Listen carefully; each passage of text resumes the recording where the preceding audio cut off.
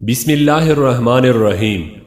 شروع اللہ کے نام سے جو بڑا مہربان اور نہایت رحم والا ہے۔ جنت کی زندگی۔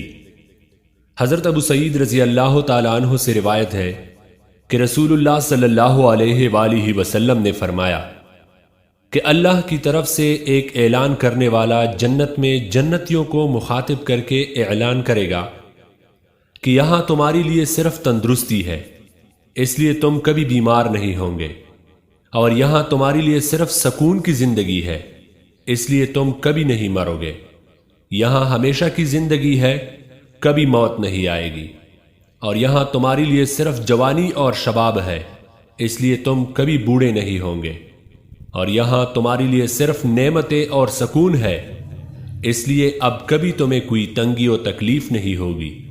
بحوالہ صحیح مسلم۔ جنت کی گارنٹی۔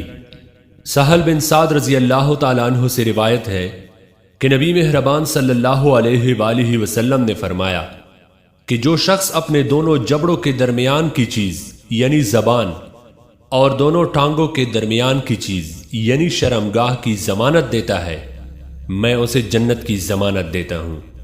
بحوالہ صحیح بخاری۔